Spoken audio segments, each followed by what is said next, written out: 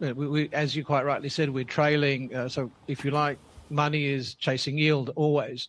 And as if you like, markets go off risk, they will be moving to safe havens. Now, as if you like, the interest rate pressures from the US and the interest rate differential becomes less, people will begin be looking at the ringgit. Now, in our mind, the ringgit is reflecting this interest rate differential. As that actually margin narrows, there will be a pickup, and hence our market is trading about 15 times forward earnings.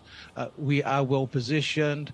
It is an interesting market, more traditional low beta market, and as such, it represents an opportunity. One, as a pickup, as an entry point into ASEAN, and second, you'll probably have an FX pickup as well if you think about it in the medium term. So it's a question of your tenure of investment. Is it short term or longer term?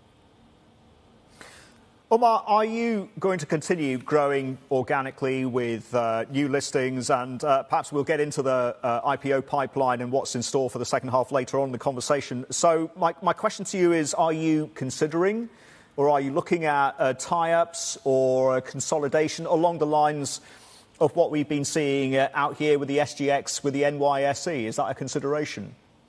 Yeah, look, we're always looking for partnerships with other exchanges. We have MOU with Shenzhen, with Dalian, specifically in the derivatives space, looking to do some interesting and bring new products to delight investors in Malaysia, building out a sort of a commodity suite of derivatives products.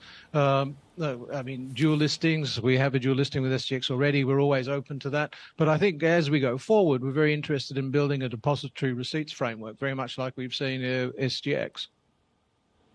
Sir Umar, the trend and the growing interest towards ESG investments has really been picking up for global markets. And some may argue that it wasn't the best year for a lot of Malaysian companies with regards to ESG. We did see a number of companies actually called out for some allegations with regards to issues with labor and other matters. A lot of these companies actually also listed on the Bursa Malaysia. My question is, do you see the Bursa Malaysia having a role to play with regards to ensuring ESG compliance? And what sort of steps, if are there, and measures for the Bursa Malaysia to perhaps help improve this part of the market ecosystem?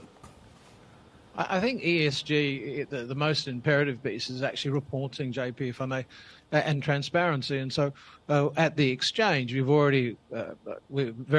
had a public consultation paper. We're moving to mandatory disclosure. That will be the starting point. Eventually, you'll see assurance of the same. So it's about communication, if I may, and making sure that it's very clear of what's happening in companies and lifting the bar, if you like.